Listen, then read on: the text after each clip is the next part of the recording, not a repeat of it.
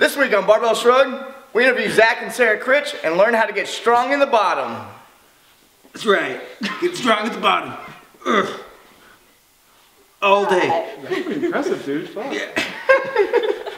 Good job.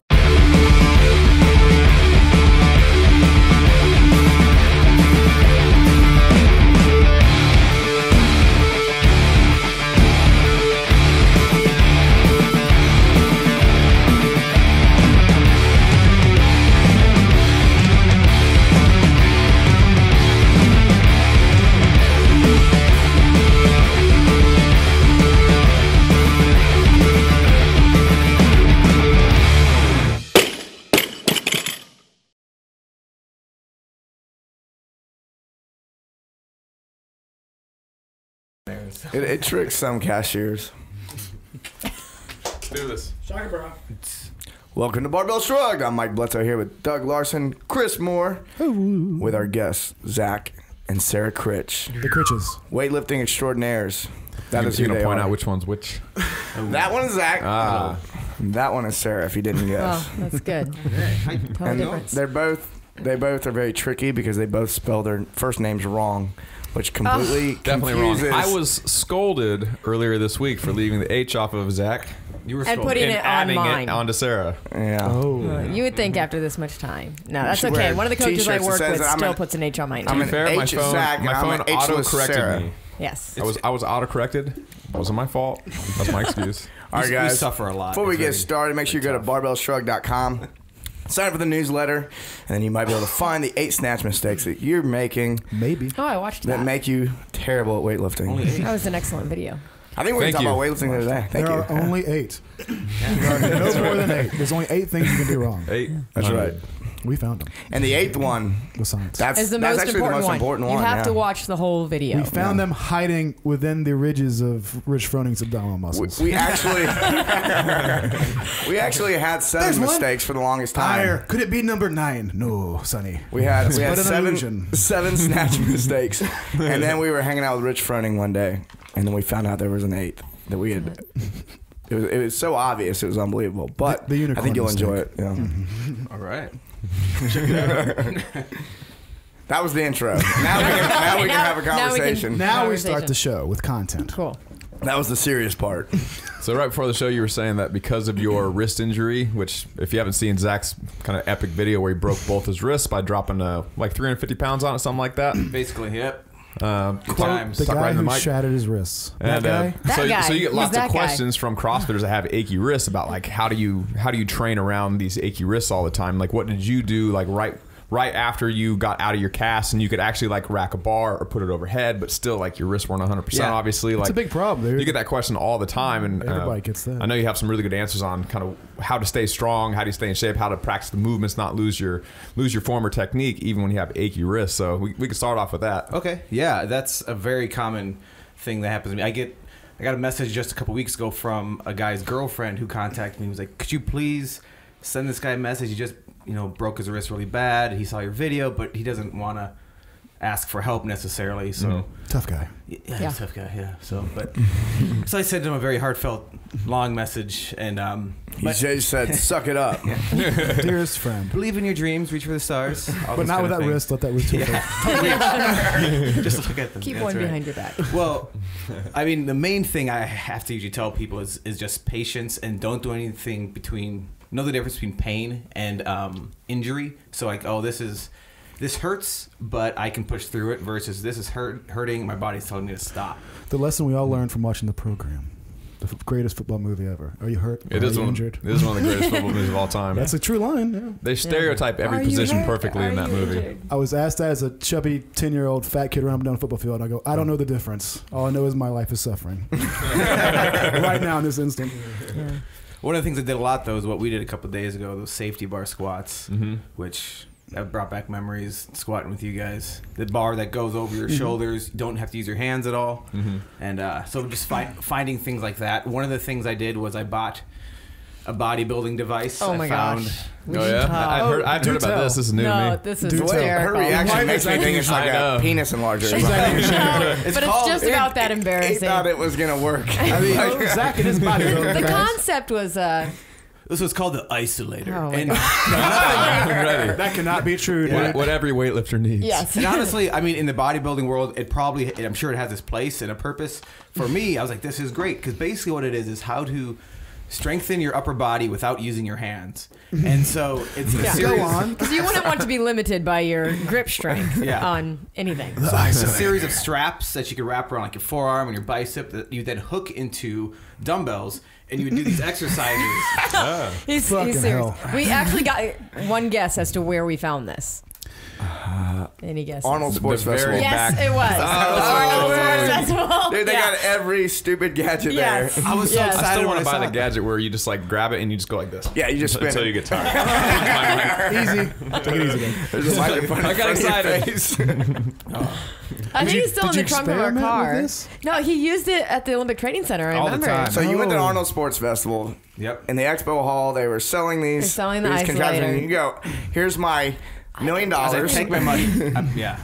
Well, You spent all your money They on actually it. gave him a little bit of a deal on it. Yeah, they were great. I was like, They give the guy behind you the same deal. I was like, I did ask him like, why would somebody buy this if their wrists are okay? Like, I understand it for me. I can't use my hands, but why would? But if my somebody- hands worked, Yeah. I would totally hold on to stuff. With them. I'd be like, that was the first thing I would do is grab Yeah. stuff. It's so intuitive. Yeah, like, it feels so natural, really. Yeah. Well, and it was such a pain to set Oh up my because gosh. everything was adjustable. So we'd be at the training center and you had all these different straps to adjust, and then try to get the dumbbell attached to it, and they're kind of swinging around Yeah, while they're he's swinging trying to around do a lot. it. That's my So it's a power. lot You of have to keep the rest of your body stability. I out of the mean, way. it was. That's more powerlifting life right there. Did you do it? Did you stand like on a Bozu ball while doing this? on one leg. Yeah, One one-legged Bozu, adjustable strap. Yeah, if that's the Lifts. difference between doing nothing and applying some You know, it tension to is- the muscle and not atrophying, then that's fantastic. Yeah, it was no, big, yeah. it was great for. But they weren't selling this as a injury. rehab device. No, they were selling it for people who Get didn't want to huge. accidentally use their forearms. Yeah, That's a good idea. You Yeah. take rehab devices, selling to bodybuilders. there was one guy who was a Because they need a lot Paralympian of there. rehabilitation, I guess. The guy at the Olympic Training Center who was a Paralympian. So his problem, he actually had his hand ripped off when he Yeah. was younger. Yeah, if you don't have hands, that sounds no, great. seriously. No, He yeah. was on a farm. Well, Really? he got attacked Really? by a wild Tractor chimpanzee. Guy's hands ripped Yeah, off. Man. it was. He got wrapped up in a rope or something behind a tractor, and somebody started driving away, and it literally just popped his hand right off. Whoa. Just gone. So he was like, well, this is Good cool. I times. could actually, Yeah. isolate these muscles. Hence isolator. So It's appropriately named. So it Genius. was upper body. You could do anything with it. yeah, I mean, I was doing a lot of presses. Presses like get the heavy weight here, and I would do pull. It just would take so long to strap To up set up. and hook things up, but it worked. It definitely. Good thing So- you were married. so outside- what- How Got a much slave huge- working for you. Once you Yeah. got once you got beyond that, and you can actually do a little bit of gripping. You could rack a barbell. You could press something overhead. You could pick something up off the ground, actually using your grip. Like, how did you get back into it once you got to that point? Well, I do think we might have mentioned this earlier, but I gave myself a strict rule. I can only increase 5 pounds per lift every other day. That was the most I could do. So it was like the, what about Bob? Baby steps to the door, baby steps to the office kind of thing. Like set yourself a tiny small. With And starting out really easy. Yes. Yeah. Rock bottom. Yeah. Yeah, like It was really. Did you start with a Empty female bar? No, I didn't start that heavy. So not rock bottom. No, I didn't Just start bottom. that. No, I didn't rock start bottom. that heavy. I Rock started lighter. bottomer than that. Oh, you started lighter than Yeah, that. it was the 5 pound PVCs and broomsticks and aluminum bars, training bars. But now you can see. The problem. I'll shake your hand with this. No, I was gonna shake. Shake that hand, I'm gonna dog. squeeze. Doug's like, what do you do with that? I don't go left to left. What are you trying to do? That's as hard as I can squeeze now. Oh, really? So which is pretty. For the That was viewers, that wasn't very hard. he wasn't sure what he was trying to do. Oh, you were starting. Oh, Okay. Yeah. Are you okay? Yeah. You were already doing it. Right. Oh, shit.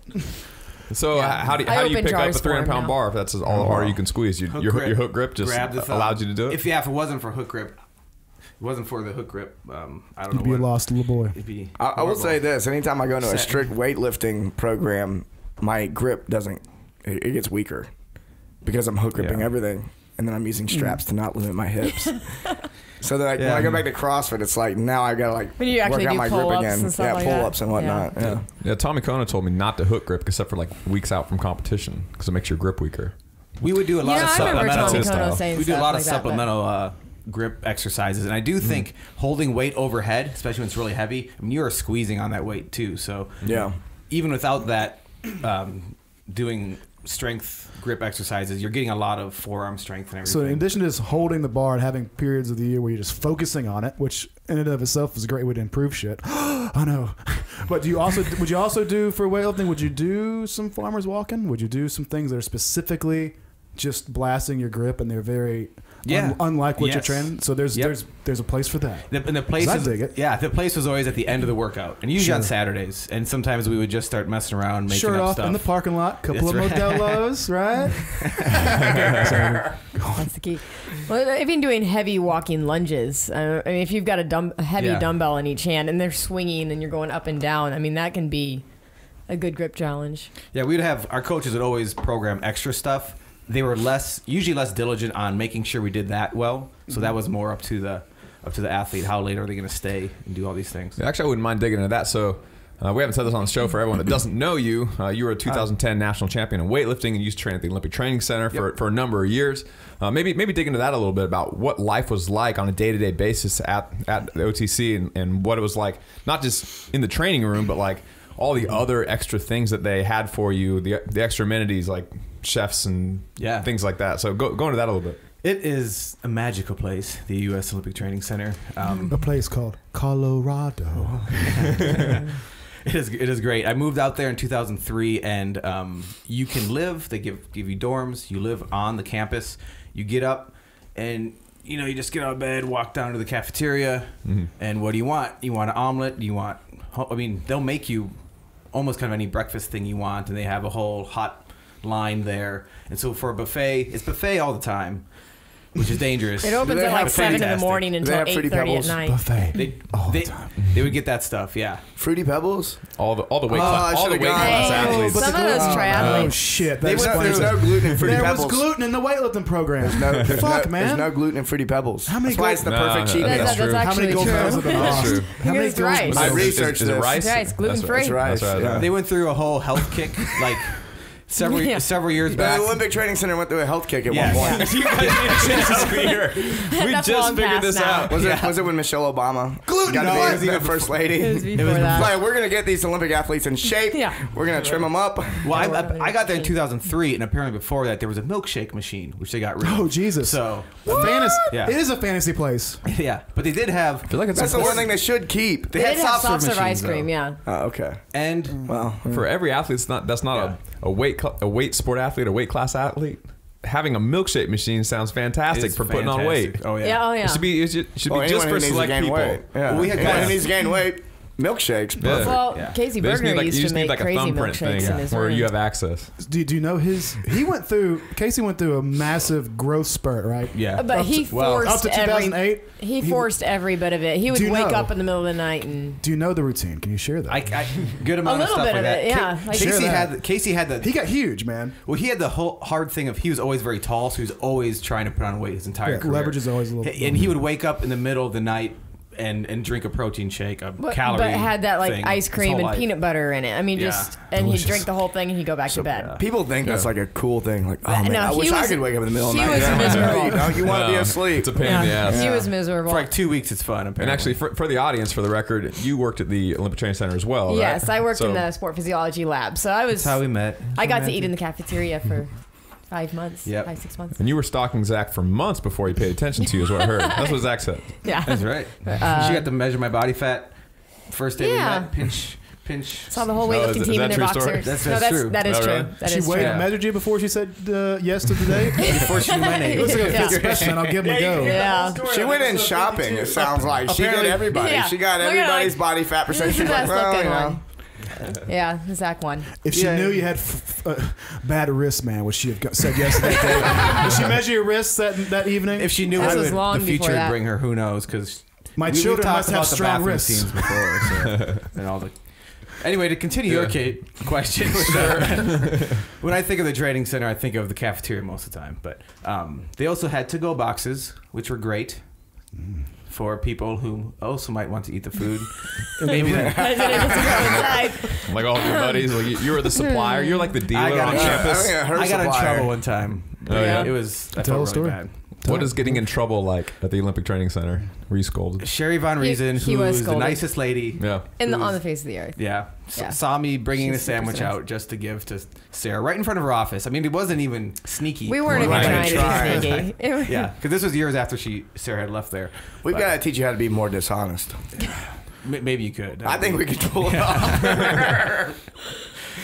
But anyway, there was. I think she told his coach. He's like, Yeah. don't tell Sarah you were giving me that lesson yesterday. Good times. I thought Paul talked to you. This policy is a good one, by the way. You don't know what to say. You just go, not saying anything else. That's right. I'm in the hole. I stopped digging. Yeah. Zach's like, I'm Not digging out. I haven't done I refuse to acknowledge what's happening. He's getting in trouble. He doesn't even know why. Happens to all of us. That's every man, man. That's every man. Okay, so they had a buffet for you every day. You could eat as much as you wanted, which Yeah. was tough probably as a guy who had to stick within a certain weight class. You were 85 kilo lifter, is that right? Yeah. Did you have trouble making weight, or were you always kind of like right there? I was strict with my diet, so I got to try everything they had at least once. But Right on. you know, if they bring something new and it's deep fried, I don't care. I'm going to eat it. But my average meals were, you know, chicken breasts with vegetables and like lean stuff and that kind of thing. They also had sports nutritionists who could help you. I thought they gave way too many carbs into the equation for what I was doing with my For a weightlifter, diet. it might be, yeah. Yeah, but they were very helpful. So then you had sports psychologists talk about how stressful it is and how your emotions hurt. Coddling. Coddling. Emotions hurt. Me, emotions, sour, coach. It was some deep stuff. Like they really know their like. Wow, there's a lot of heady stuff with sports psychology. Visualizing the whole. 1 second you're visualizing for a long time, and it's important. Good I stuff. feel like it's one of the subjects like in school, you recognize immediately, like, this seems really important. I should really master this. And then you realize, but I wish it didn't exist in this bullshit form that's in this book. This is not what I experienced in the gym. Like, you start learning how important it is as you get through in your career. You go, oh, if I could teach this, I would totally say these things. Not what this person's saying. Yeah. I didn't use it too much, but it was definitely there. Then rehab.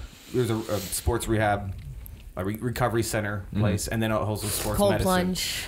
Yeah, cold plunge. Contrasting. So Whirlpools, Massage. ice baths, Yeah. massage. Okay. Yeah. So a quick schedule for an Olympic weightlifter is you train twice a day, once in the morning and evening, Monday, Wednesday, Friday, and then once a day, Tuesday, Thursday, Saturday. Usually after every workout, you're at least every workout once a day, you're going to the recovery center, either doing a cold plunge or a contrast bath. So ice cold baths up to as far as you are brave. Did you ever go over the nipple? Yes. I mean, there's a He went whole up to his neck. initiation of go under and hold your breath, and your head is going to explode. Oh, It's- yeah. Cold water Feels like you're on on your fire. head doesn't feel good. It's a terror response at first. It's horrible. Anyway, after that, the nipple line is usually where it's comfortable here, and then here it's just torture. The armpits. The armpits are so sensitive. It's, yeah, I know. What the heck?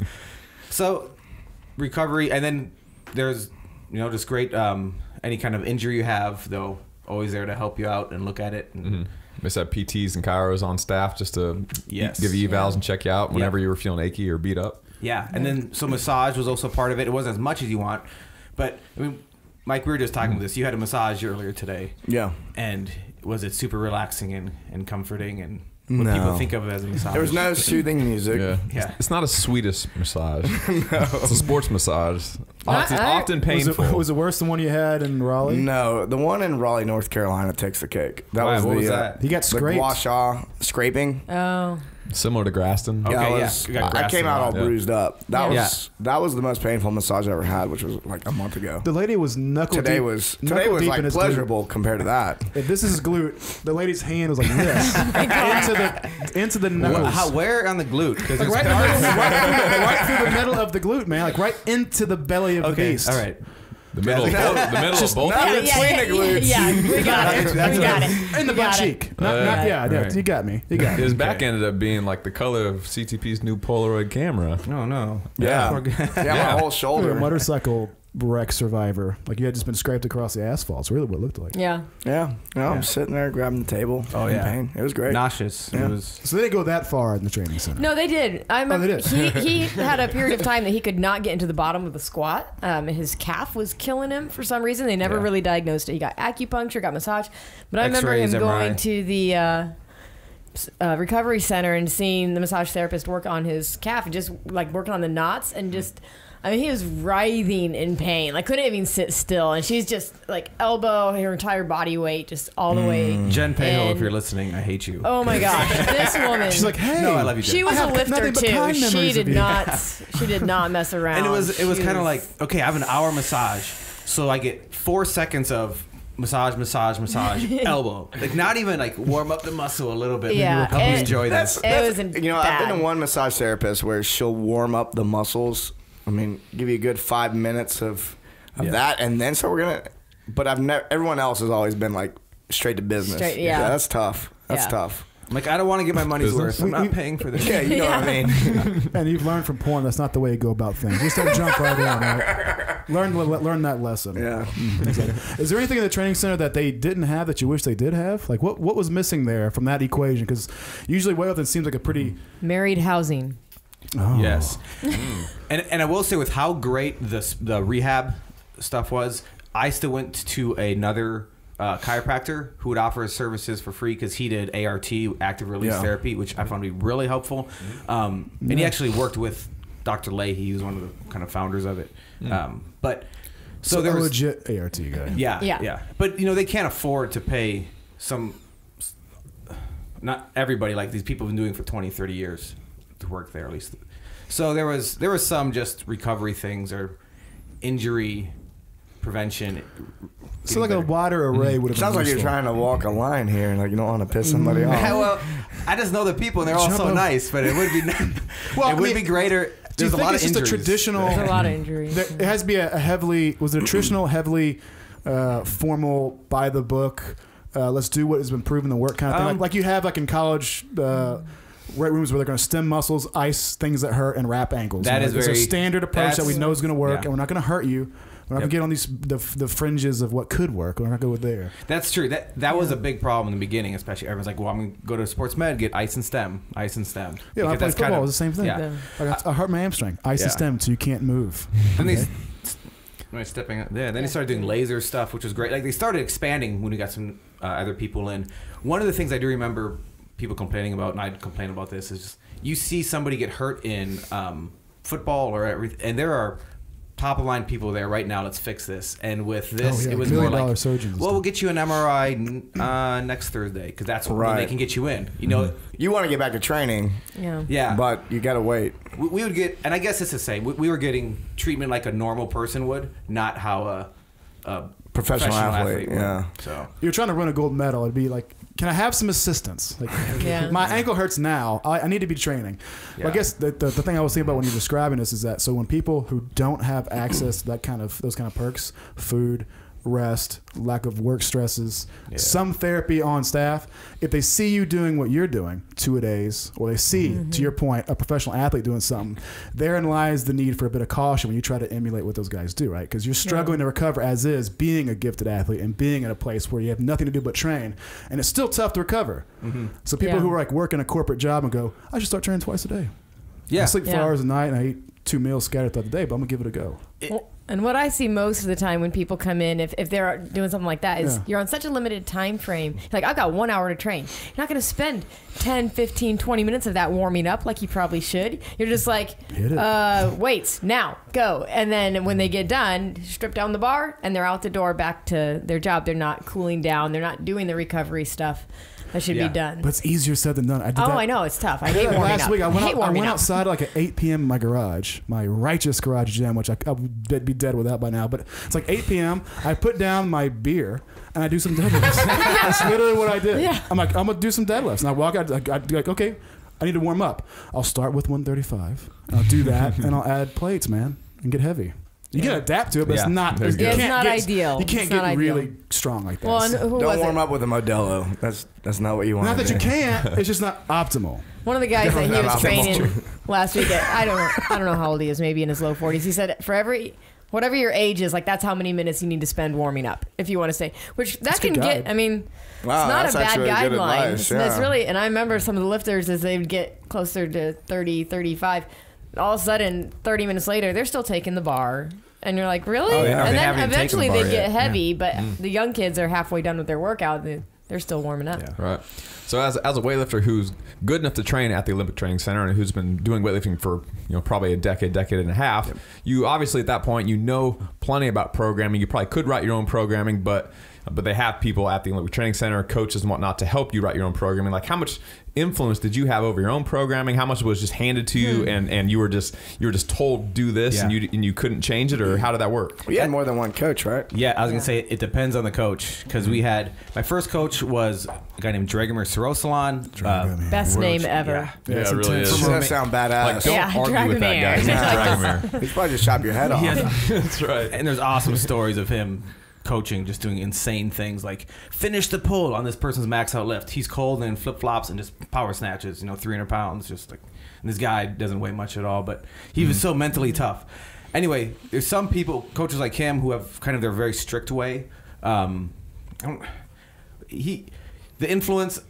My approach was usually I'm going to do what my coach tells me, because if I second guess it too much, it might cause me to be not work as hard and just cut out. Because that's what I would see people is they would usually be second guessing their coach, who's an elite coach, awesome coach, and then they would do less sets, or they would cut things out, and it just wouldn't. Yeah, belief and commitment are right at the top of the things Yeah. you need. Yeah. Yeah, that coach is there for a reason. Yes, Yeah. like one of my favorite coach I've ever had was probably Zygmunt Schmalzes, who is the coach there right now, and he's from Poland. He's Spry.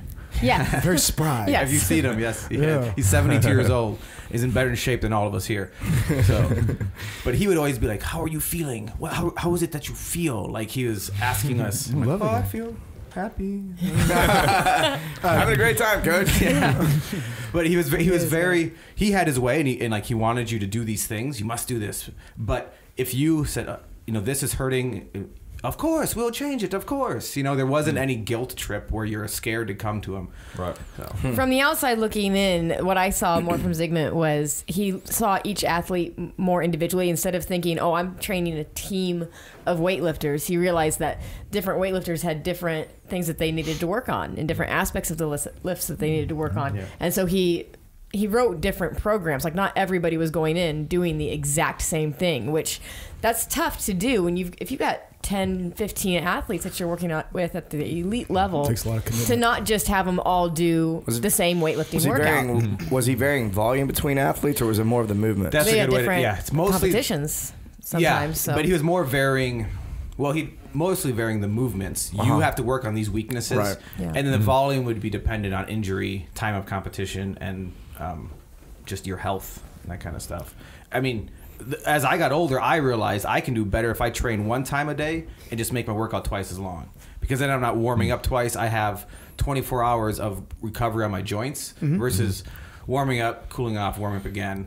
I think that's the thing with keeping progress going as you get older is learning how to get more and more done with less and space things out. Lift the weight you need to lift with more and more skill and less arousal.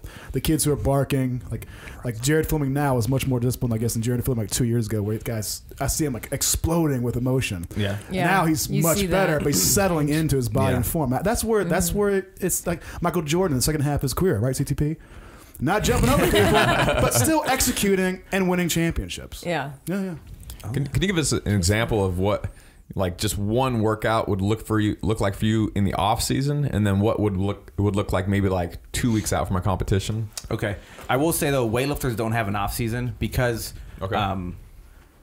Okay, our off season is right after a huge competition. You get a week and a half of only doing squats for like a week and a half. I mean, do squats 3 times a week and do some pulls and maybe do light snatches with the bar. So weightlifting. And then you're back in. You're just not going heavy overhead. Okay, Yeah. well, Or maybe a that's little bit novel higher information in and of itself. So, No off so a season. week after competition, when you don't have a competition coming right around the corner, like, what does that look like? You just squat and go home? Yeah. Well, sorry, I barely heard the question because when you mentioned off season, I immediately thought of the shooters, the people who shot and were athletes at the Olympic Training Center, because they would have 6 months off, and they're like, "Yeah, we're not supposed to do anything for 6 months."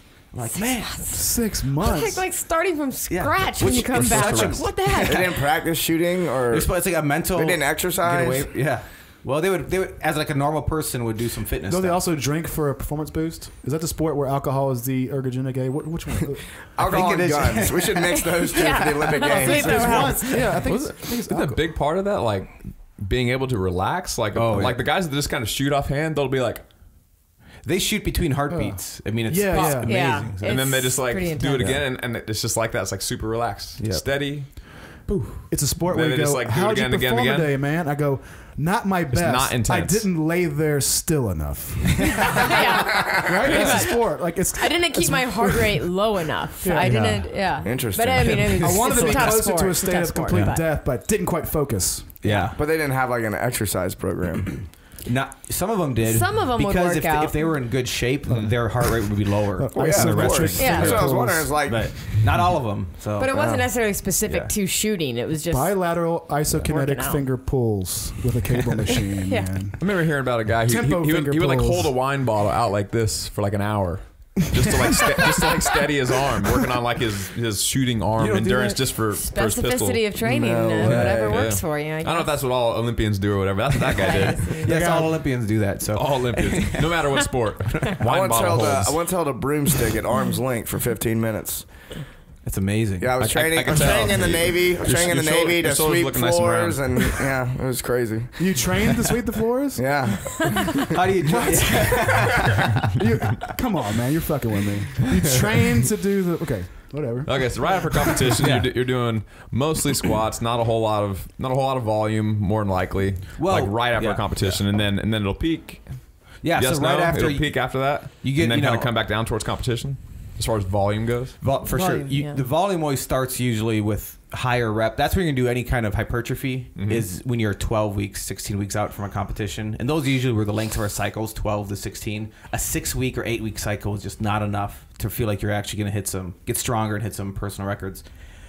So it would start. that comes with experience too. I mean, a lot of people they want to try to max out like every weekend. Yeah. Yeah. and sometimes they're hitting PRs frequently. Well, That when just you're means new, you can. It just means you're inexperienced. Yeah. So you're talking about athletes who have been trained for a long time. I think a lot of people will get caught up, and I don't hit PRs like I used to. It's like, well, maybe you should try once every 3 or 4 months. Yeah. Instead of every weekend. And the more elite you are, then you try once every 3 or 4 years. I mean, it gets yeah, that's the really. whole point. Like, the better like- you get, the more space between. Yeah. Yeah, you try more often, but you actually succeed. Less Oh, often. yeah, it's a Yeah. very inverse relationship. And part of that too is there's a point where you're so efficient with your technique, you have to be stronger and faster to make a little gain. Where people who are getting better at their technique, they're just going to go up and wait. They are going to be able to snatch more a couple weeks later and a couple weeks later. So it would start out if you're in the place where you need to put on some muscle mass, and usually I filled up my weight class pretty quick, so I didn't have to do a lot of 10s in the back squats. Thank God, because that was just I don't want to do 10s in the back squats. It's usually more like 5 sets of 5. Sorry. Yeah. He trained with us on Monday. We did 8s. Yeah. Yeah. That would I'm be still really Close, high man. rep for him. Close to the danger zone, but not quite. He did 5s today. That's Yeah. Slacker. I pretty much only do ones now, ever. Ones? I mean, Looks like much fun. if you do Some go high from rep doubles and back squats singles for and you 3. just jump to 10s out of nowhere and you go heavy, you're gonna be sore. so shit. sore. Yeah. So sore. Yeah, it was. And so we would do higher rep stuff, usually break. 6s. You know. High rep. That's right. Unless you're Casey Bergner, then you had to do He's all these always doing 10s because he's tens. trying to put on muscle, trying to be a super heavyweight. And anyway, Set of 10, milkshake. Set of 10. Yeah. Puke. Yeah. he would. Yeah. That was. Okay, so again, just one training session. Walk through the whole thing, beginning to end. I'll try not to interrupt you, which, All right. which means But I Bledsoe don't won't. Med interrupt ball him. warm up. That's true. Yeah. So I walk in and you. There's a lot I do. Introspection to start. I'm thinking. It's okay, hard to whittle down wait, like before I have my 10,000 shoes workouts on, into yeah. one prototype workout. Well, usually, I mean, I would go to the cafeteria like 15 minutes before. I Right need on. to eat something, Yeah. and then I would also have some sort of energy. I mean, a little shot of espresso with some soft serve ice cream, just a little tiny thing. Oh, curious Something mix. like Weightlifting pre-workout meal. yeah, Yes. sugar and caffeine. A Hell little yeah. bit. Okay. And then once I got my lifting stuff on, the nice thing was when you're lifting that much, stretching out isn't, for me, it wasn't a big deal. So I would just have to go through the range of motions, full weight body squats, jumps, and I probably have snatches, we'll say, for this workout. So I'm going to warm up with, I warm my wrist for a while, do some shoulder things, but not very light with that. Most of the warm up is with just the bar. So I start doing SOTS presses. You're in a full squat, pressing from the bottom of the snatch. So hard to which do that. everybody should do all the time. Before you snatch, do If SOTS you don't presses. have shoulder impingement or other difficulties. Yeah. It feels funny in my back when I do throw it this. out there. Like it's like these muscles are like contracting. It hurts. I've never used these particular muscles, The muscles that are working Yeah. that you If would you've have. never done it before, your thoracic erectors are going to Oh cramp. yeah. Oh, yeah. It's Yeah, if your crazy. muscles are contracting, you better stop then. But when you That's not see, good. don't want to have that Before you happen. get tired. yeah, I've seen people do like 350 pounds on the exercise. Oh, we've gotten through the first 5 minutes. That's just Okay, yeah, insane. Of your continue. 2 hour All right, workout. SOTS press for your warm So up. SOTS presses, get a little bit of weight on there, and then the snatch exercise will probably be, let's say I have full snatches that day. So it would just say snatches. It won't say full snatches. But the warm-up will be maybe some snatches from above the knee for doubles or triples, and you get up to 70, 75%, and then I would go back down. This is my last year how I did it. Then I'd go back down, and now let's start doing my actual snatches from the ground. So you're kind of warmed up with above the knee, hitting everything good and snappy. You're pulling from blocks? No, I'm just going from the ground. Okay. Or I pick up and then go to above the knee, and then I'll go from the ground, and you'll do at least 5 or 6 sets of heavy, like, you know, if I'm aiming for 90% that day, all of them at that 90%. 75% doesn't count. 80% doesn't count. Between 85 and 90%, 5 to 6 sets. Waste of time. Counting those other ones? No, Or what's a waste of time? Who's got time for lightweights, man? That's right. So these are singles up to 85%? Or No, these would doubles, be, triples? if I'm doing 85 to 90, it's probably doubles and maybe some singles if it's 90 or above. But I Not touch and go CrossFit doubles. No. Absolutely Pull it and not. drop it on the ground. so 2 snatches. Casually pick it back Yeah. up and go again. Yeah. And then you sit down. You don't have to sit down, but you at least have They to wait always sit down. 3 minutes ish in between sets. You have to. Otherwise, You get kicked out. you're If you dragging. don't, you're if you dragging don't your feel Achilles. like you should, it's not heavy He enough. snatches you. So what? Otherwise, I mean, if you don't, you're not fully recovered. Like Right. we don't measure our time, but when people measure our time, we were like within 10 seconds.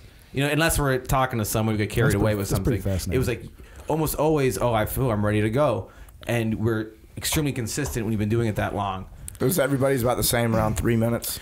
I mean, there's some variation, 2.5 to 3 minutes. It's especially on snatches. If it's clean and jerks, you know, maybe 30 seconds longer. Yeah. I think this is It's really heavier. important for people to hear because a lot of times people are taking, they take 90 seconds and they feel like they're okay, especially with CrossFit because everyone's so into the go, go, go. This is not on every minute on the Yeah. minute. If they're not So- suffering, Yeah. they're not working. Yeah, so Yeah. it's full recovery is important. Yeah. You know, I wanna- for better technique and speed and Especially the stronger you get, the more time you're going to need. Yeah. That's If very you- true. If your max Yeah. snatch is 175, you probably don't need 4 minutes of recovery in between sets of singles at 90%. But if you snatch 350, then you probably do. You might need 5 Yeah. minutes or longer. Yeah. yeah. And the more, if it's a 3 position snatch or triples in the snatch, I'm going to need a little longer recovery than if I'm Than a just single. doing a single. And then after snatches, I probably have snatch pulls. And this is something I really want I love when people do this. After they do heavy snatches, do snatch pulls, 105, 110% of your best snatch, 4 or 5 sets of 3, you know. And those, your arms are locked the whole time. Like, it's only the pull portion. There's variations on that, but you know, you try and treat it like you're gonna snatch it. Because we coach people at our gym for Olympic lifting, and I'll do my snatch pulls now, and they're doing it like they're just doing a deadlift and just kind of finishing. kind of on top. going through the motions You might as well not instead be- of like you might as well being- not be doing anything. Yeah, Yeah. gotta Treat it be like mentally you're, prepared. like you're trying to hit a new PR and you just Yes. missed it.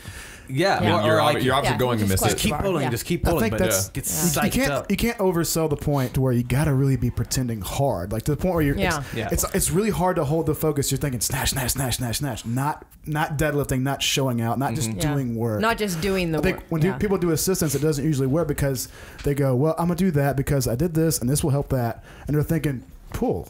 Yeah, But the Yeah. brain doesn't connect the two together. That's how Yeah. specific it is, right? if people analyze, like, I'm doing my snatches, I got to pay attention here. Oh, snatch pulls. Well, now I don't have to focus anymore. It's like, no, every rep, was that rep good? Was that rep good? And you know, some of them's like, oh, that one's awesome. I totally could have snatched I think if you that. don't do that, your assistance work doesn't benefit you at all. Absolutely. It's just a way of you expending excess calories. It doesn't really help you lift more weights.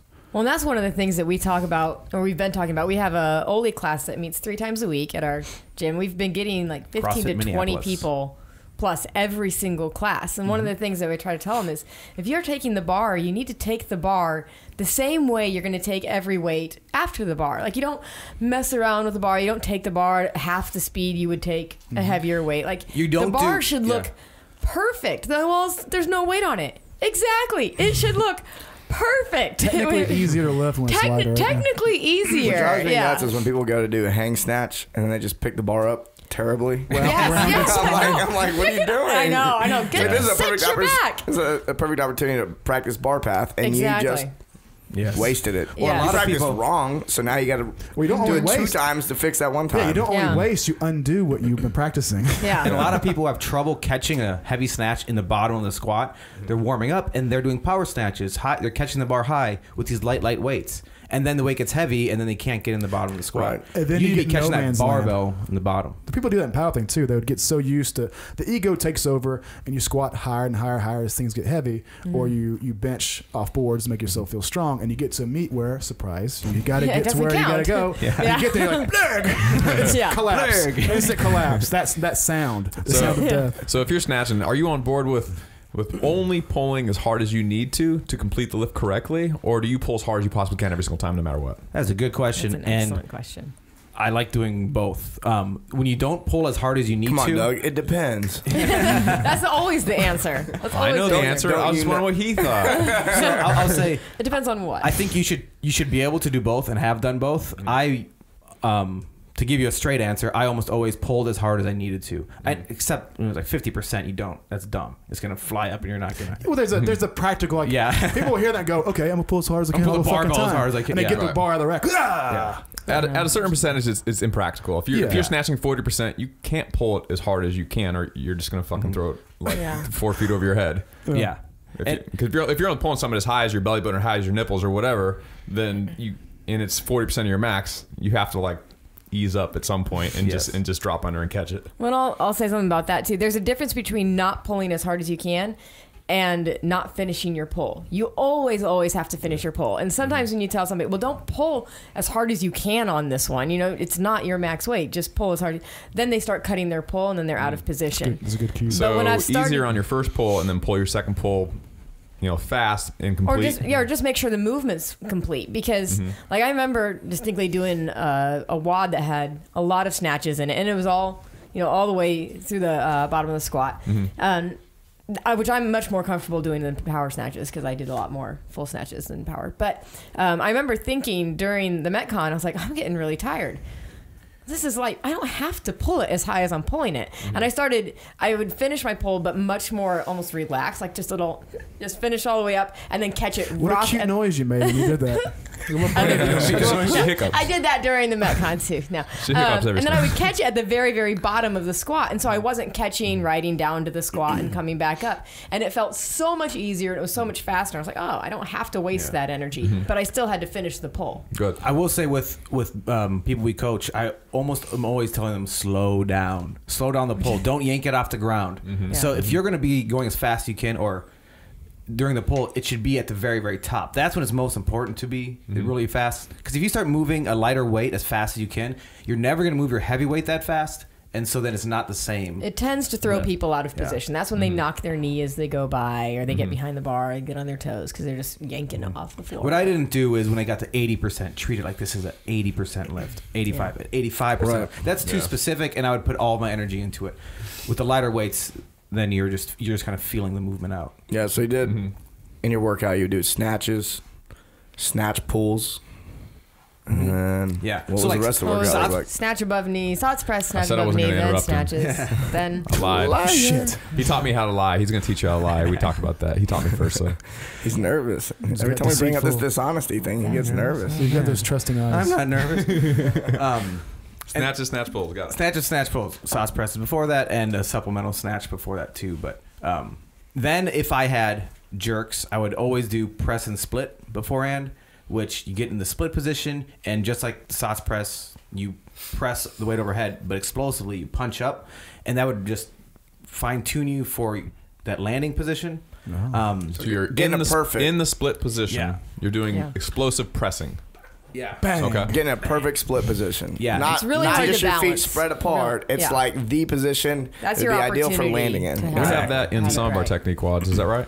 Did you guys put that in any of the Probably. technique quads I we think- did years ago? We I have it think in you our did. seminar. No, that we I have think for you've you got guys. one with Okay. where you were setting Oh, yeah, I mic drew up the on thing the on ground. Graph on We the did ground. I think we do have in some technique Yeah. quads. Maybe, That was- maybe that was we'll a while edit ago. those into this But episode. the key point being Coming up soon. The key point being you're taking a lot of time. He's like, no. You're taking some time before you do the thing to tell your brain, here's where we're going to land, okay? Yeah. Think about it. Yeah. You got it? No. We're going to punch explosively because when we catch our jerk, we better be punching explosively or else this fucking thing's going to fall on our head. Yes. That's right.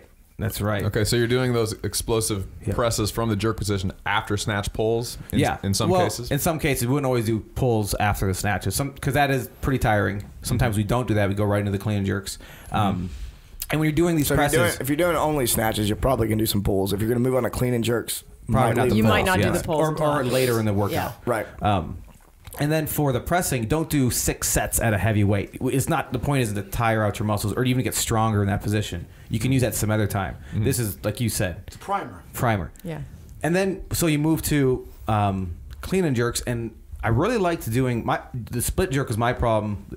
Missing a jerk was more common for me than a clean. I almost never miss cleans. And so for me to do a warm up, like above the knee clean, plus front squat, plus jerk, or to like a 70-75% weight, and then go down and do full clean and jerks from the ground was helpful, just to feel that lighter weight, get a little tired with the jerk, and just make sure everything's snappy and landing in the right spot, and then go for the heavy clean and jerk from the ground. Because it's the thing you're not, you worked on the thing you needed most 1st. That's all you did. Yeah. Yeah. Yeah. That's right. If I was somebody who the clean, catching that balance, staying upright was a bigger deal, I might do something with It's like fun, bouncing man. in the bottom of a clean with some light weight. It's just an obvious solution. Like did you watch Klokov's tour? All those videos, crazy I Russians listen put to out. YouTube stuff. I loved Yeah. all that stuff. But a couple points on, they let out what he thinks is important for him, and he goes, "Well, I feel like my back should be really strong, so I spend a lot of time doing deadlifts." I know, like his snatch style, crazy Yeah. ass Klokov Russian, Yeah. which I love. He goes, "My arms need some work, but not as much, so don't work on them as much." It's such an intuitive, awesome approach to training. Like, They don't need as much work. my so I jerk don't do dick it. really sense to me. sucks. So should I spend an hour, measure my clean dick against all the other guys in the gym, or should I just work on what I need to work on? That's right. It's common sense. Like no additional analysis necessary. And yes, I said Never heard it measuring. put like that. Sorry, I Measuring my apologize. clean dick against the other guys in the gym. I realize that may have been a touch inappropriate. Overly competitive with my colleagues. Is that better? I'm confused. I don't even know what that means. I need to Measuring your. Please. If Yeah. No, I'm good. I was like, I got it's it. like, No, please, if you and I please have don't dicks, go on. you and I have dicks. We want to see who's the longest. We're gonna measure them. So In this case, our dick is the clean. So if my dick is bigger, I'm out cleaning you, bro. But you're not getting caught up in that challenge. You are wise. Retort. To jerk force. All right, we're going to take a break. Anyway, that's a good place to stop. When we come So back, it's like retort. when we come back, we'll find out what the other half of Zach's workout looked like. And we'll tell, Zach, I'm we'll tell sorry. who won the contest. I'm sorry, Zach. Welcome back to Technique Quad. My name is Doug Larson from the Barbell Shrug podcast. You can find us at barbellshrug.com. Today I want to talk about clean and snatch high pulls. So this is kind of a movement that a lot of people aren't very comfortable with. For some people, it really screws them up, but a lot of people like them, and depending on your particular preference, you could be one or the other. So if you happen to be a person that likes it, then this is going to be a great show for you. If you happen to be a person that doesn't like it, there might be a reason you don't like it. Maybe you're not very good at it, or you just don't feel like your technique is the same as it is when you do the full movement. Hopefully after watching this, you'll be a little bit better at it, and maybe you'll start to like these movements. So here's what they look like if you have never seen them before. For a clean, I'm here, exact same technique. Okay. All I'm doing is basically pulling elbows high. For the snatch, again, the exact same thing. I'm here. So bars popping off upper thigh, just like a normal clean, and right off my hips, just like a normal snatch. And I'm guiding the weight straight up, elbows high, just like my elbows should be for the regular movement. So one reason we like to do these is because for some people, doing this lets them know if they are being pulled forward or if they're being pulled backward by the weight. Some people will go here, Now you saw when I did it, I went straight up and straight down. My feet basically didn't move at all. If you're going heavier than this, then you might take a little step back, but you definitely don't want to be pulled forward. You'll see some people will go like this. They'll do their snatch high pull,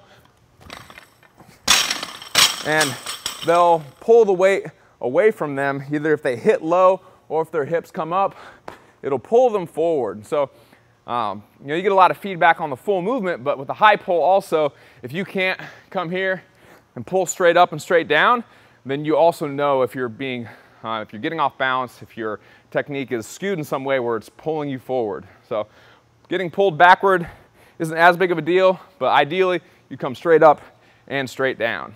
The movement's basically the same as a clean or a snatch pull, except usually it's a little bit lighter. That way when I get to here, I go to explode, I shrug, and then with the pull it's usually heavier, and so the weight kind of floats, and then I drop it on the ground. This is lighter, and so again, I'm just guiding it with my arms. I'm keeping it close to my body. I never want to curl the weight. That's another reason that we would do these movements. If someone chronically pulls the weights like this, if you're the person that does a curl, especially if you're a person that stops right here, then this is a good movement to help you get that more upright row type position where your hands are staying close to you, elbows are staying above the hands. That way when I go to rack, the bar is here and I'm just rotating around the bar to get into my rack position. So if you're curling, this is a good option for you. Oop.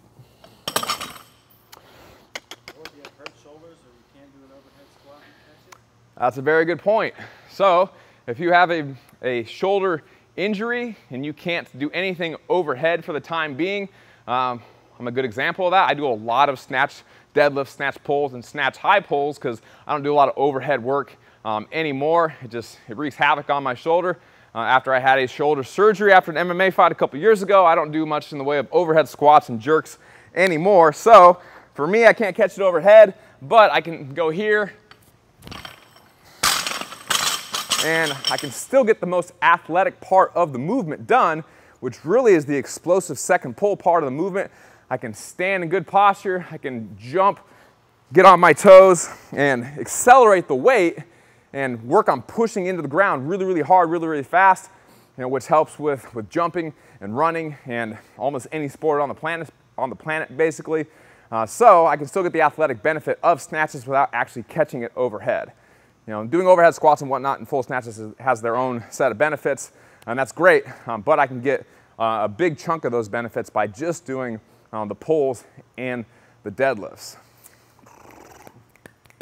As far as common errors go, the common errors are pretty much the exact same as they would be on cleans and snatches. You want to always, to give you a brief review of good technique on cleans and snatches, you want to always get to a neutral spine, butt down. I never want to start with my butt too high. So I'm here, my butt stays down, I pass my knee, I push my knees under the bar until the bar touches the upper thigh. It never touches any lower than that. And then from here, my arms stay down, I jump and catch the weight right on my shoulders. I always want to have my elbows nice and high. If I want to open my hands, I can. If I want to close them, I can too, but my elbows should pretty much be right in front of me. Some people get away with being more like right here. That's okay, but I definitely don't want to have it floating off of my chest. I want to have it, killing my microphone, I want to have it right here. Okay? A great demo that we do for that to show that you don't need to be grabbing, the weight is the no hands clean. This would be a great one for everyone to go practice. I'm not recommending you do this, but it's kind of fun if you want to. Is to be here, and just pull it up onto your shoulders and catch it. That way you know that you can be right here and not have to really be grabbing the weight. My pinkies are actually off the bar. I'm here, okay? I can front squat in that position, no problem, okay? So that's especially a good thing if you're a person who, for whatever reason, you don't have a lot of external rotation, range of motion, or wrist flexibility. And sometimes you'll lose one hand. There's plenty of people that lose one hand like this. They'll come here, but since I'm throwing it in the right spot, my elbows are high, it doesn't matter. I can still stand up, get my position back, reset my feet, and I'm ready to go into my jerk. If you have any more questions about clean or snatch high pulls, you can go to barbellshrug.com, click the Ask a Question tab at the top of the page, and you can ask us a question there, and maybe we'll do a technique WOD on that in the future.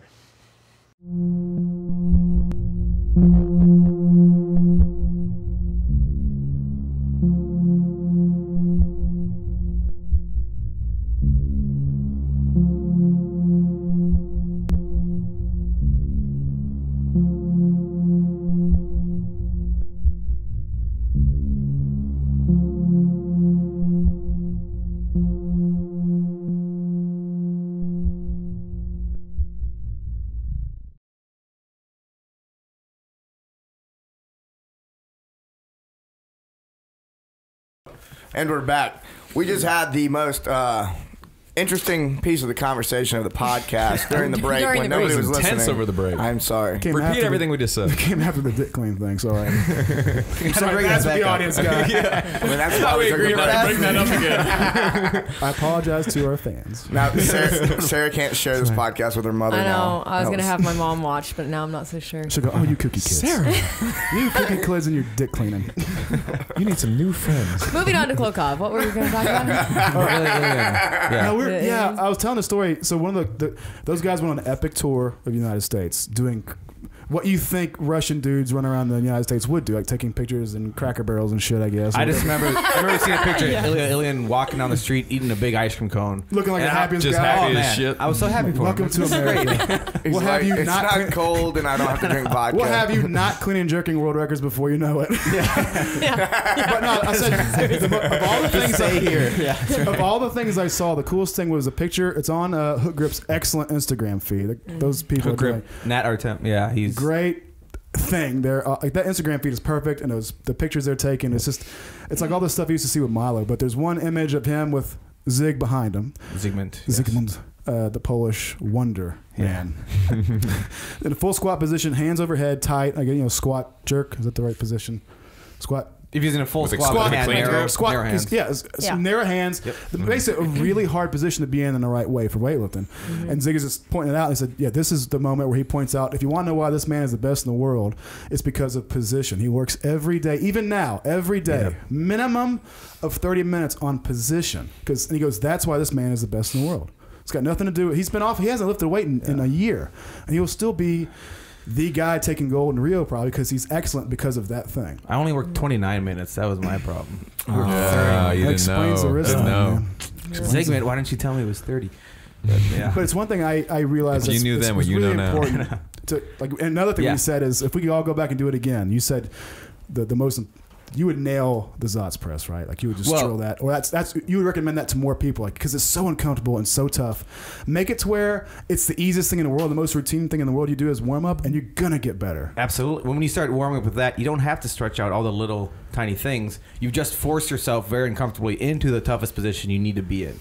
And the more you do it, like that picture, he's in the bottom of a squat with his hands narrow. Work to getting your feet together, hands together, full squat with a bar overhead. I mean, I've seen a picture of Chad doing that. Chad Vaughn. yeah. So to start, maybe starting like snatch grip behind the neck, full squat, doing presses like that, and then slowly moving your grip in over time. Second time I hit the mic today. Slowly moving your grip in over time. Eventually doing front rack presses from a full squat, and then maybe trying to get your thumbs together, and then eventually your hands together if you're really trying to go for gold. Absolutely. And like Chris said, when we were off, you said if you were to go back, you would just start doing the most uncomfortable thing you could think of, and just keep doing that. You know, and I made that point about multiple training sessions a day. Standing on nails and hot coals. For 30 minutes a day. Chanting minimum. mantras, steam room. Not 29. God, you should see me in this alternative reality I've got going on in my mind. But I was gonna say, I think that the idea of a useful adding in more training sessions. People think to do that you got to be like, you got in your mind you're Rich Froning. Your shirt's off. You're sweating all day. You're making things really intense, like multiple. A training session could be you go out in your garage, you grab your barbell, you do a couple sets of that, you go back inside. That's probably the most useful extra training session I would ever think of doing if I was way out there and I really sucked at Zotz press. I was like, I've got 15 minutes. I'll go out there and just practice a position.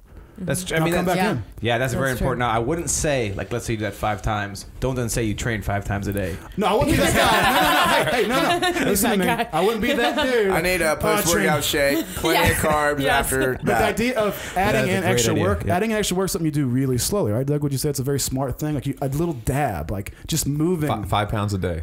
5 pounds a day. Baby steps. I learned that Every today. other day. But Baby extra steps. work Like, could what be about just Bob? practice. Like when I was a powerlifter, one of the things I would do is like I would just speak. Well, you know, you could probably smile. I would just sit around like doing this and shit, like in the lunch line, Oh, yeah. like practicing exactly what I was going to do over and over It again. rubbed off on me. I remember one day I walked around, I was doing this. I was like, I don't even bench Always. press. And I'm hanging out with Chris too much. There's too much of that. Easy it to out. influence. But you know, you prime it so.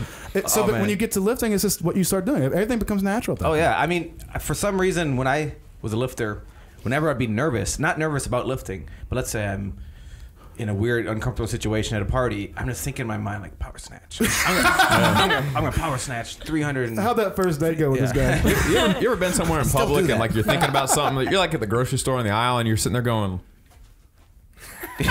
Well, fuck, Doug. and then Don't let someone's your- looking at you and you're like, oh shit. Are you gonna tell me you hook grip the cart, don't you? I hook the grip the cart. I every used to time. grab everything. This dude will walk around a party shadow boxing. You're like, It's happened. Ultimate Fighter stuff. He's like doing this. We're at a casino. He's just like, Bam, bam, bam. it adds Shadow up. It's, boxing. it's Depends how all. bored I am, but yeah, it Well, happens. that at least looks kind of cool. We got Doing- kicked out of a casino for we weren't shadow boxing. we We were were shadow- real we were fighting. That looks kind of cool, but doing like punching, doing mini split jerks does not look cool. It's doing some dumb But dance. that guy's or having a something. seizure. Attend to him. Medical attention. Oh, yeah, you told me a while back that when Zygmunt's first got there, Zygmunt. Zygmunt.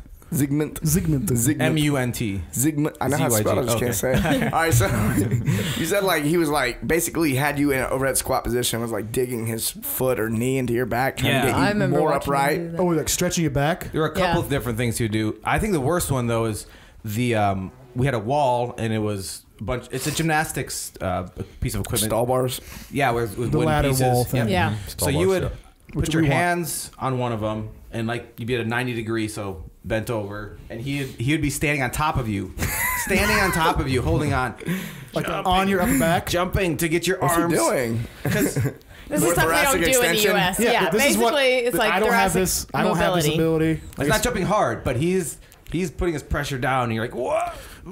Just crushing my thoracic spine right now. slides down at the end of it over your hips, do some calf raises, Yeah, there you go. Come on, bro. Come There on, you go. bro. donkey calf raises. Donkey calf raises.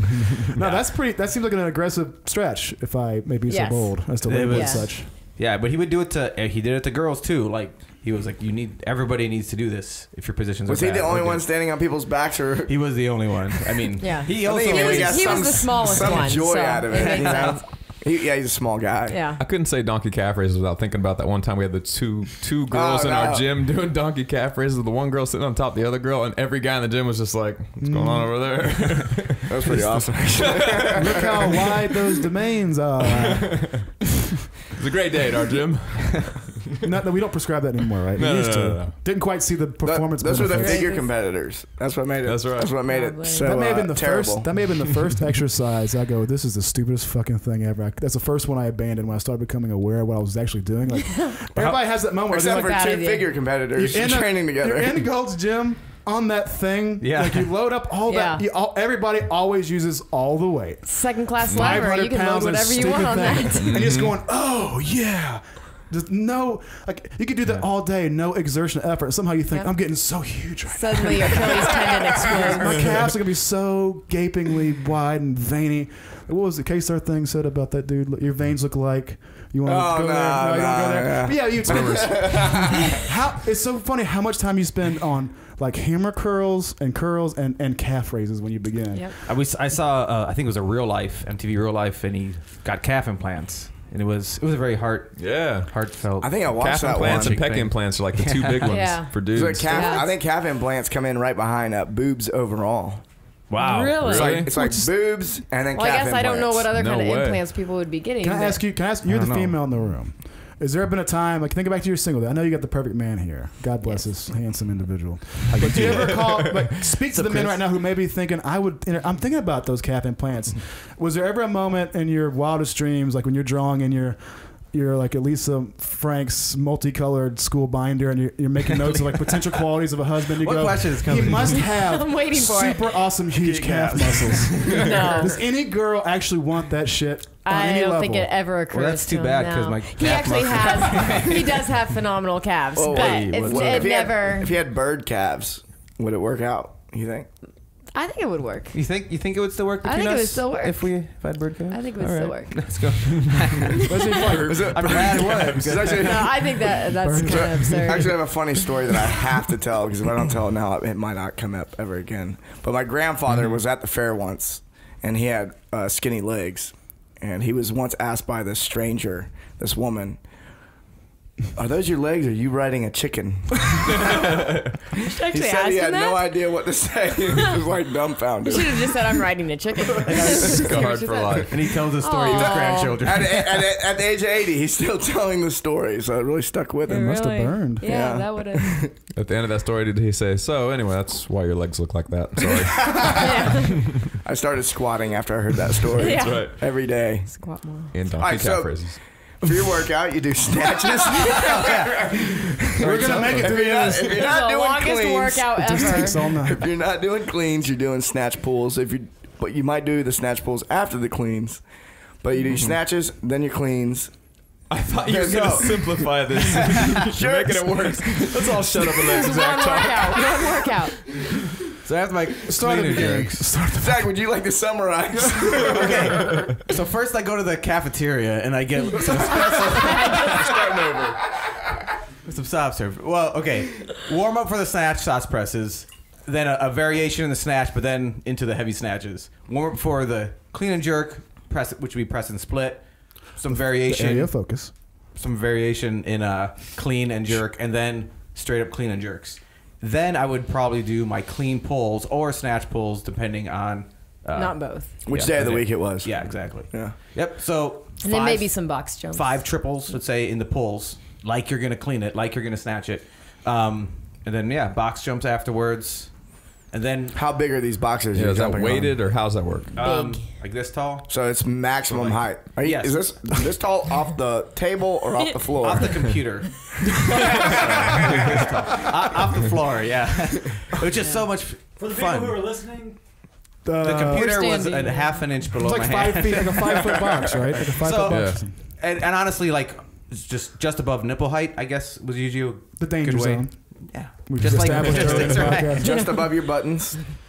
Yeah, for the Can I people ask not you watching, this? but you Is can it look at true it on my that- 4.5, 5 feet high. Is it true That big that chest. that's a common thing with Zig stuff? Is that you end on these ballistic movements, these plyometric movements, a lot of jumping to finish workouts? Not like every workout, but probably once a week. After squats are good too, to do jumps. We would do squats and jumps in between, mixed together sometimes too. Alternating. Yeah, I usually do it every time I squat. I warm up with a jump. It's just a natural thing to do, right? Like, Yeah. It's the well, I wanna fastest way lift- to warm up. Yeah, just do some jumps. and if you're gonna max out on a box jump, do some squats first or some explosive Go jump Olympic higher. lifting, because then you just feel like you're floating. All your muscles, all your fibers are active, ready to go. It's fun. Potentiated. I've definitely Yep. tried to Baby. jump on things cold. It's not fun. I know. And then so after that would be donkey calf raises. So how much regular like upper body strength work would you do? How would you do dead hang pull ups ever, or incline bench, or just or weighted push ups, or rowing? Yeah. like heavy barbell rows or anything like that. Would you guys add that in at the end of any of your workouts? Yep. Usually we would have like Saturday be so one day a week that would be definitely in there. And then for certain people, especially people who had to put on some more mass, that was a 4 time a week thing. If your upper body is not as strong as it would need to be. You do incline dumbbell presses. Yep. like We would do, hamstring I mean, we'd actually, dips. with Zigment, we'd have a morning warm up before all the workouts at like 8 a.m., which is so early.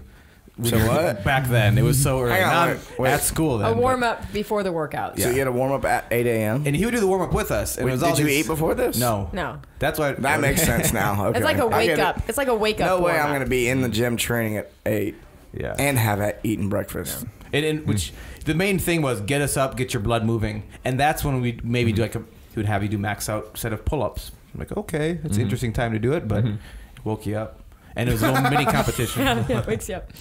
What's your opinion on doing like regular powerlifting style deadlifts, like not clean or snatch pulls or clean or snatch deads, but just regular deads, the heaviest weight you can pick up with a neutral spine? High hips, flat Yeah. back. That's a tough one. Mainly because I never did it, and the main reason I didn't do it is low back problems. When I max out for deadlifts, my low back would like go out. I have a couple bulging discs. Okay. When I would do heavy, Pretty common, yeah. even when I do heavy clean pulls, I wouldn't max out for that. So for me, it was just too risky. It wasn't the benefit wasn't going to be there. So you're saying it wasn't necessary It definitely to wasn't. be a national champion? No, it wasn't. I mean, Man, I never did deadlifts. I never did deadlifts, Yeah. and I went to Sarah's gym in Colorado and did 500 for a set of 5 For 5 or something. reps. I was like, oh, this is what a deadlift is. Like I stop Yeah. here. Why am I Wow. stopping really low? Well, and it makes sense. You guys know this, but it takes more force to accelerate a load than it does to just or to accelerate it quickly than to move it slowly. So even if you're We need to have you talk to Louis Simmons. if you're doing Come on, Mike, don't stir the pot. if you're doing clean pulls with 445, 450, and you're actually really accelerating, pulling like you're going to clean it, that's exerting more force than maybe even doing a deadlift with. And I've done both 500. things. Like I've spent the last year really trying to go back and rework my. Like I was a powerlifter for a long time and a football player, so my positions were shit. Well, or limited to what I was required for those things. So being upright and not being in a deadlift position was very foreign and new. But I realized that by going back and focusing on getting more and more and more in a mechanically good position that sets you up for a proper pull. I got all these new training benefits out of it because it's totally different. I don't, for the life of me, man, Doug, maybe you agree, bro, you know, but I do not understand. I do not understand anybody who'll be like, I need to work on my clean and my snatch. Let me do some heavy deadlifts. Like, it's a fucking different thing. It's just not the same thing. I've done them both. And I've been terrible at both. And my advice to you is, and I'm not a crazy deadlifter, but yeah, if you deadlift a ton, you're not working the position that sets up a proper second pull. No, you're exactly right. You're in a totally flip-flop position. And that's one of the things I tell my classes all the time because I have a lot of CrossFitters that tend to think they set their start position for the clean or their start position for the snatch is the same as it is for deadlift. And so I'll show them 2 positions and I'll quiz them. I'm like, what position is it? I'm going to show you 2 positions. You tell me which one's which exercise, and they have to tell me. But I was like, you can deadlift the way you if they clean. fail? And they're all the gym. If they, We have 3 people who are in the gym. no. Nobody passes. Everybody failed. We kicked them all most out. of the time they get it, but We have no members. Yeah, exactly. yeah. No, but you can deadlift the way you clean. If you really want to, you can set up for a clean and just deadlift the weight. You can But deadlift That is how I deadlift. You can, I do and it. that's the way I deadlift And too. you can But lift you plenty of can't. heavy weight with that weight. Yeah, but you can't clean the way you deadlift. It just doesn't like if you Because you well. run out if of you room. have I've seen it done. They done it all the time. Don't tell me I can't do it. You jump forward about 12 inches, the bar loops out. You probably. I guess that's the but point. We don't want to say you can't do it and get success, but for most people, I'd say it's It's not going to be the first best thing you way need to do try. it. Yeah. Yeah, and I also think that when you move away from pulling in that deadlift style, like if you're a powerlifter, do that. Obviously, Right, do right. it and train that position to get strong and sound. But if you're trying to be versatile and athletic, and you're trying to be a good Olympic weightlifter, I think cleaning with a clean style or deadlifting with a clean style deadlift also allows you to train that movement more often. It's less wear and tear. You're mechanically more close to where you're going to need it. It's just a better way to train. I'm sorry. Yeah, improving the deadlift for someone who needs to get better at weightlifting is probably a small percentage of the population would benefit from that. It's probably useful for somebody. Maybe 3% of weightlifters out there could benefit from that, but the low hanging fruit for most people is going to be just improved technique. The same person who gets improved power clean from getting a better deadlift probably could have spent more time improving technique and getting saw the same results. thing with my squatting, where I used to be low bar, way bent over, good morning style hip squatter, and then look, if you try to clean with that kind of movement pattern, you're not going to clean. You'll drop everything. You won't put. I mean, it's not the way you should be squatting. If you're going to squat the most weight, and that's what's important to you, low bar squatting. If you want to be good at CrossFit and you want to be a good weightlifter, you just have high to. Bar. You have to high bar squat. You got to be upright, and your hips have to be underneath your head. Yeah. Or else, how are you going to catch a clean, man? How? Mechanically, how?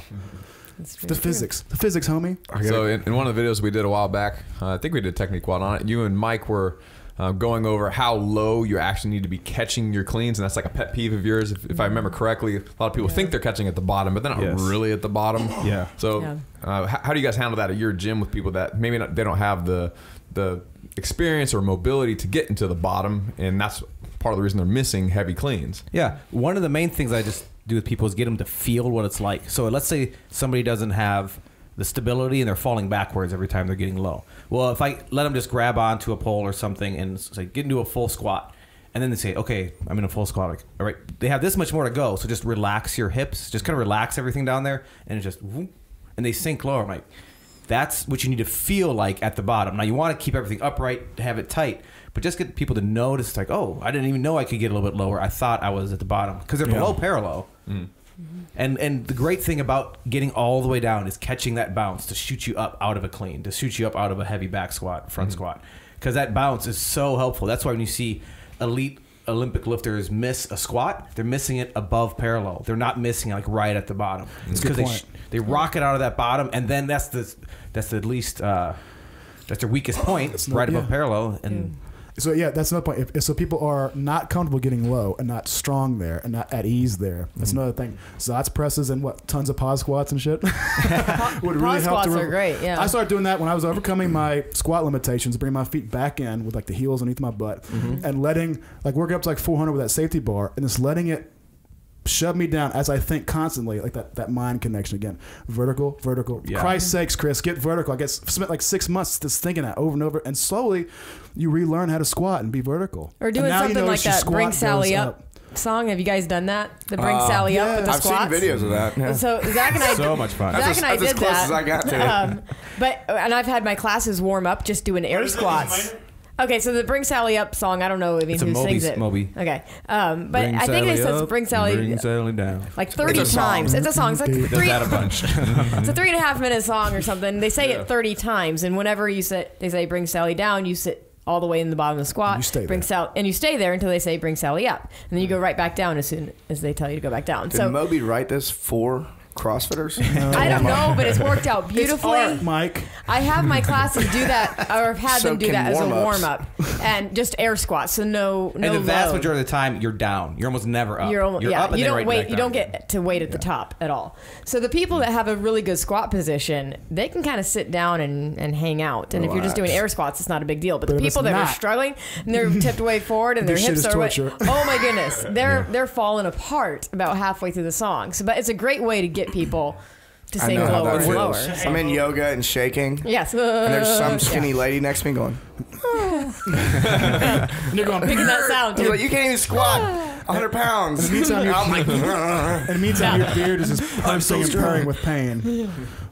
So working on stability is a big thing that and flexibility and mobility and all that stuff. Sarah does that really, really well. I like when I see her working with people and getting them into the full squat who've never been there before. Because there's a lot of tricks you can do to, like just holding on to something, but to get people to feel how deep they're supposed to be.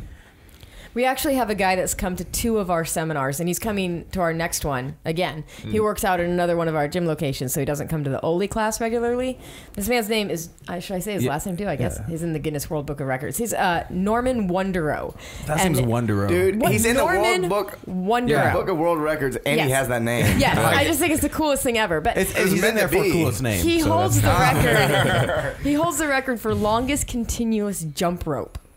And I think it's 32 or 36 and a half hours. Oh, Jesus. Of What? continuous jump rope. Now, he got to stop, I think, 5 minutes an hour to rehydrate and use the restroom because you can't hydrate while you're jumping rope. That's really challenging. Just spraying water. But continuously.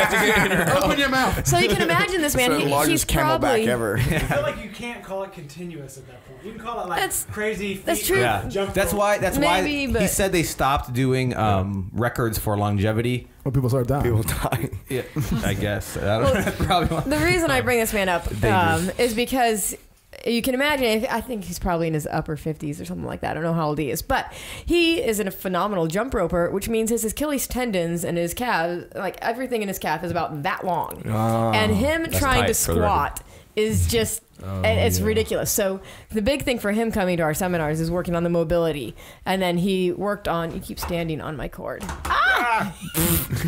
Jerk. We're going to blame that on him. Okay. Yes, we are. Anyway, so we've seen him like 6 months apart with these 2 seminars that we did and he came to, and he was just working on his mobility.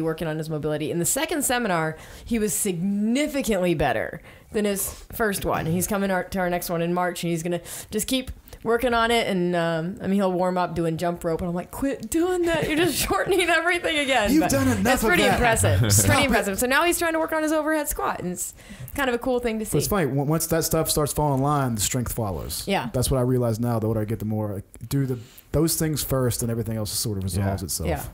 It's got to be one of the most frustrating things for anyone trying to learn weightlifting is having no ankle range of motion at all. Yes. Because there's basically no hope for you until you fix that. There's no amount of efforts or trying harder or learning good technique. Yeah, I mean, you nothing's can going to work help on your power until your snatch, ankles you bend. can work on your power clean, but you can't do anything. That was like one of the best questions I ever got. Some guy, one of the guys in our 6-month muscle gain group, he submits a video. He said something like, I need to get, my shoulders just feel weak when I'm in overhead squat position. Mm-hmm. I was like, oh, okay. So he submits a video, and I'm looking at it, and I go, oh, you need to work on your ankle mobility. You know, his ankles, so hips, and shoulders. Wrenching your shoulders. Yeah. I was like, man, the best thing you could do is for your ankles. He's like, well, is there anything I can do to strengthen my shoulders?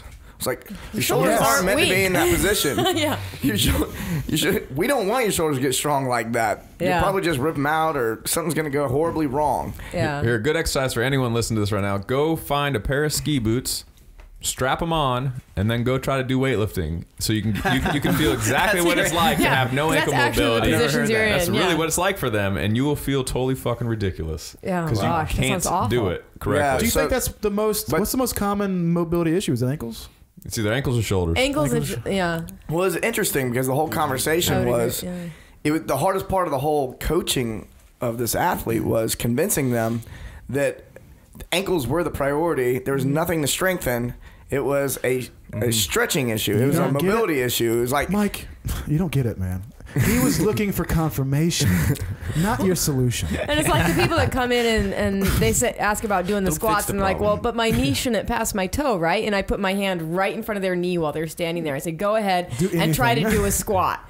And of course, they get even close to parallel. They start to fall over backwards. I'm like, okay, now let your knee come forward and tell me, why that's a problem. if you have super short legs, it might work. No, people start getting leaned forward almost immediately. That's another one. Where did that come from? Who knows? I actually know. We'll say. Yeah, solve our problems. It was back in the 1960s. A guy named Carl Klein. Some douchebag Published an article about Carl. Yeah, it sounds like your name would be Carl. Nice guy. It was actually the first thing that originated the whole problem of not going all the way down in a squat. He was the one that came up with going to parallel because he said that going all the way down in the squat increased the shearing force on the knee, et cetera, et cetera. Anyway, he did this study. With increases force at the joint. It was with skeletons. It wasn't even live subjects. It wasn't anything with that you couldn't see. And he could. I mean, it had the ligaments and stuff, but it didn't have any of the musculature. Nothing was contracting, so he couldn't see how the co-contraction of the hamstrings. Just a limb model. Yes. Just like lower shank, like a hip and knee and ankle. Yeah. So he didn't have the co-contraction. He didn't see how the hamstring was stabilizing, against the forces. And that's the article that was published. 50-something years ago now. That's what all magazine articles. That's what they're referring to. It's just like the research that points to the first fat. thing that came out. So it's like the research points to fat as being what makes people have heart disease and high cholesterol. Like, did he publish those articles too? Same dude. We'll just blame it all on this guy. But this guy Carl's like cashing checks, man. He's like that guy on the muscle stim. He's like the exercise physiologist in the muscle stim commercial, like Kim Kardashian leads. He goes, "I'm an exercise physiologist. I think you should buy this shit." And he pulls his abs out, and he's got the electrical stimulation things all over. Well, he's a doctor, for Christ's sakes. Yeah. It's discouraging though, because it seems like it was long enough now that we shouldn't still be paying for those mistakes. I do remember hearing it was like one piece of research in the 60s. That's what I always heard. I was like, everybody ignores one?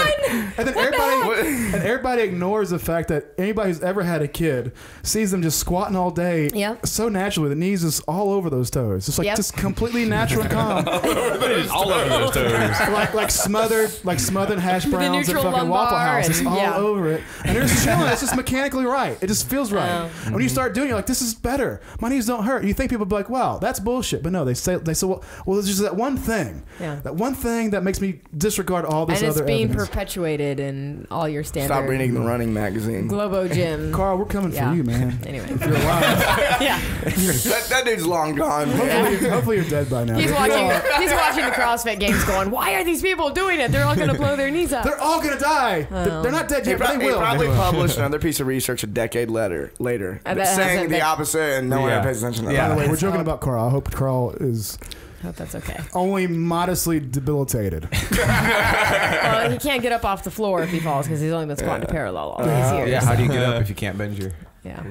Let's wrap this up. Anyway. Zach and Sarah, Hey, you guys have a seminar y'all did with us, we did. and we filmed it, Yes. and We people recorded it. people in the internet land can have it. Yeah. It's on tape. That's right. CTP taped it. We have VHS tapes of it. If you want to purchase these Right. VHS tapes Only available and a through our VCR to mail- play it You can in. only get it through our mail order catalog. And we right. just filmed some new footage. Yes. We did. Yep. So bonus. yesterday you guys filmed some bonus footage Yes. to add to the product that we have at If barbellshrug.com. you already bought Correct. it, coming your way. Yeah. More value. That's to right. you. We're gonna send everyone that's already purchased that product. We're gonna send that out to you probably already before you see this episode. Hopefully, if we're on the ball and on top of That's things. CTP. That's Talking right. about the poster? If you're interested in that product, it's called Snatch and Clean and Jerk Technique. Makes sense, right? Yeah. You I think you can buy it at colors are barbellshrug.com. Try not to overthink it. Yeah. That's right. And so you guys have a poster that you want to throw out there too? Yep. Columbus Weightlifting, columbusweightlifting.org. They're a gym, and they put on the Arnold every year, the Arnold weightlifting My competition. favorite competition every It's year. a well-run Yeah. competition. Me and Chris Excellent. Moore will be there. Come say hey. Yeah. That's right. We're So going to miss there it you this year, me and Mike. But Chris will be there. Will Yeah, you guys be there?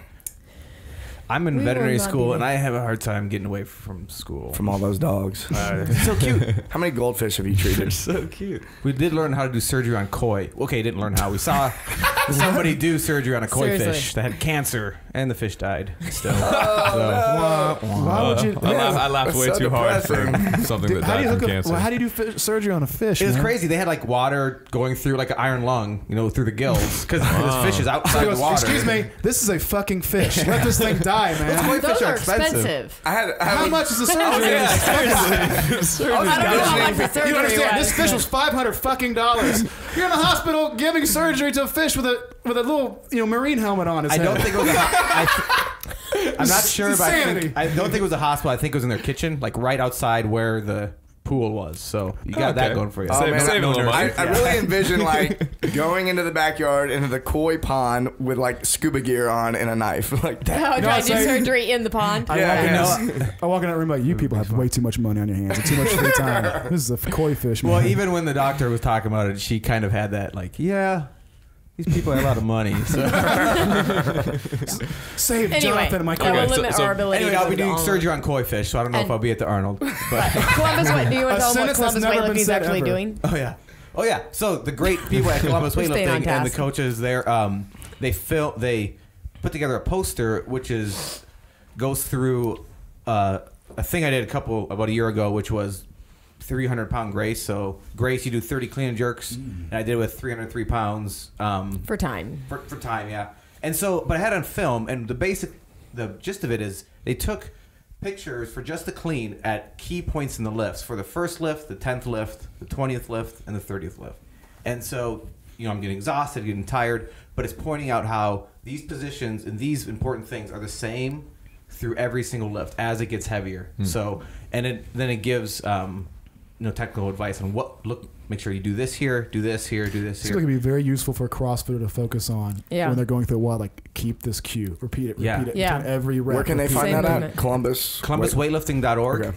And a great thing too is, I hear people talk about when the weight gets heavier doing a WOD, technique just falls apart. Doesn't have to. If it's heavy, it should not fall apart. It's not going to help you. Because in the any right way is actually the most efficient way. So ideally, you'd keep doing the correct Yeah. movement. Yep, and then half the proceeds from that goes to just basically support athletes at their gym, going to competitions, weightlifters who, high schoolers wanting to compete, and also they have at their gym like Holly Mangold is there. She's a 2012 Olympian. She's training there, and a great crew there. So. Yeah. So And check then out you the guys have poster. another couple seminars coming up too? Yeah, we had one in January, but that's sold out. I think March March 1st is our next one in St. Louis Park. St. Louis Park, Minnesota, which is a suburb of Minneapolis. We do most of our seminars in Minneapolis, St. Paul area. This summer, we might do some in the greater, like Wisconsin, Iowa, North Dakota, South Dakota. There's some gyms in North Dakota that want us to come out, but I'm thinking I probably don't want to drive there at this time of year. So Yeah, we're not gonna, to the- we're gonna might wait. not make it. It's like We might not negative make it. 30 It's supposed to be out. a high of negative 15 on Sunday in Minneapolis. So Balmy. yeah, I don't know what the hell that feels like. yeah. It stings. It, like, I bet it It's a little does. chilly. I mean, windy. Don't go outside. Yeah. Yeah. So we do these seminars throughout. If you're ever in the Minneapolis area, check out CrossFit Minneapolis, and you can see they'll have links to CrossFit St. Louis Park or CrossFit St. Paul. It's all owned by the same guys. We all work together, and that's where the seminars are. You can see when they are, and we'd be happy to have you there. They're 6 hours, one day on a Saturday. Where do you sign up for that? You can go to CrossFitMinneapolis.com. Oh, you go to their website and Yeah. sign up. Yeah. Okay. And the links The link, link yeah. through there. Cool. Yeah. And you have any Facebook pages, Instagrams, or Twitters, or anything for us to follow? Do you have a Facebook page, Krych Olympic Lifting. Lifting Seminar. You know what it is? What was the next word? Olympic Wow. weightlifting. Olympic lifting and squat Olympic dance. seminar. Something like Yeah, Olympic lifting seminar. I've Yeah. been getting my words mixed up today a lot too. We Don't worry post about it, updates man. on that. Google it. Go All right. to Googles. Thanks for coming out, guys. Thank you. Cheers, Thank you. everyone. Later, guys. Wow, sweeping edition of the Barbell. I thought that was great. Yeah, that was fun. That was really fun. Well done. A little bit of everything in there.